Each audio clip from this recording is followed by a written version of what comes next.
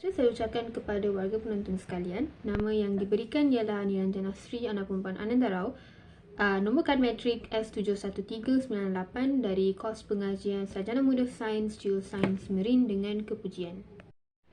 Tajuk yang dipilih oleh saya dalam tugasan individu ini ialah peradaban globalisasi datang dalam pakej yang ada bersamanya kebaikan dan keburukan. Berikan pandangan anda dari 3 aspek kebaikan dan juga 3 aspek keburukan. Itu, izinkan saya untuk menghuraikan sedikit pengenalan mengenai globalisasi. Baiklah.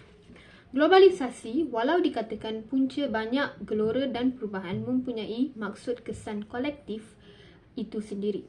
Globalisasi merupakan proses yang membolehkan sesuatu aktiviti dari segi ekonomi, kebudayaan dan sebagainya disebarkan atau diperluaskan ke peringkat antarabangsa atau ke seluruh dunia, terutamanya dengan adanya kemudahan sistem komunikasi, dasar terbuka dan sebagainya. Sekarang ini, sebagai contoh, kita lebih terdedah kepada pengaruh budaya luar.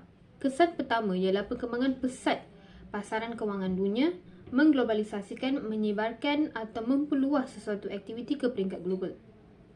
Matlamat seterusnya adalah untuk penjagaannya ke tahap antarabangsa. Komitmen yang padu itu akan menyemarakkan lagi perjuangan bahasa dan budaya Melayu pada tahap yang sewajarnya.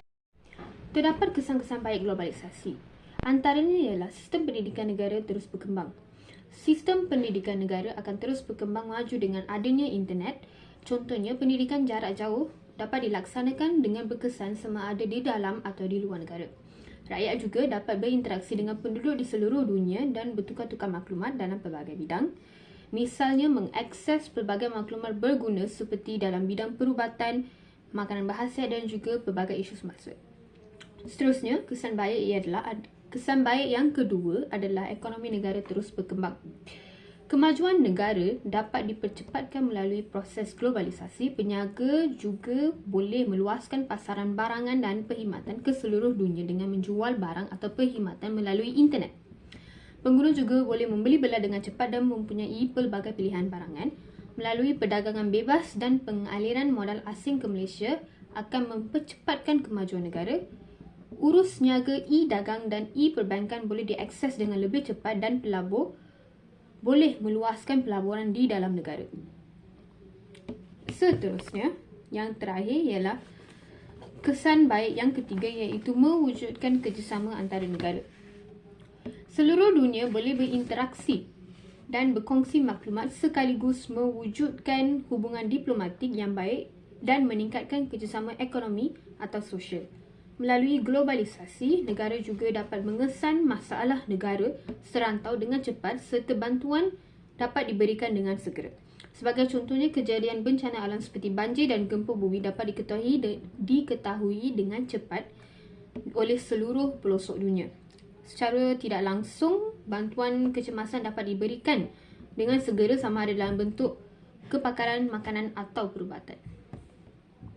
Terdapat baiknya, terdapat juga buruknya.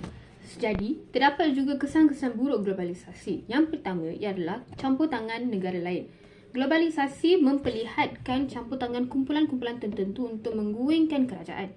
Misalnya, bantuan dan campuran tangan tertentu untuk menggulingkan kerajaan sedia ada seperti di negara Iraq atas alasan mereka menggunakan senjata nuklear atau bersikap kuku besi.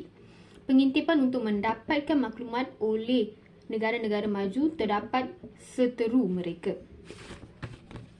Seterusnya, peningkatan gejala sosial.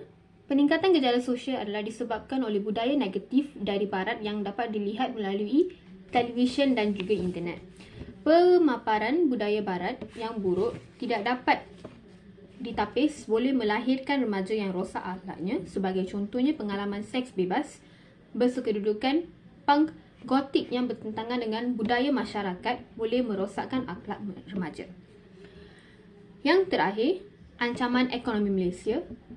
Lambakan produk dari negara-negara luar menyebabkan pengguna membeli produk tersebut dalam kuantiti yang banyak kerana mereka telah menggemari produk yang bertaraf antarabangsa. Syarikat kecil tempatan mungkin sukar untuk bersaing dengan syarikat besar. Kesan pengaruh globalisasi.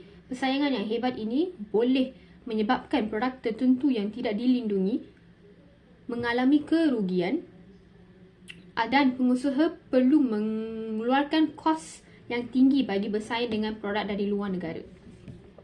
Kesimpulannya, globalisasi telah mendatangkan kesan positif dan juga negatif sama ada dalam bidang ekonomi, sosial atau politik negara. Sehubungan dengan itu, masyarakat mesti bijak menerima dan menangkis kesan globalisasi melalui pendidikan yang seimbang. Cabaran globalisasi masa kini memerlukan pembentukan generasi muda yang berdaya tahan melalui ilmu dan kemahiran agar dapat terus memberi sumbangan kepada negara. Dengan ini, barulah globalisasi akan memberikan manfaat kepada kita dan mempercepatkan lagi proses memajukan negara. Terima kasih.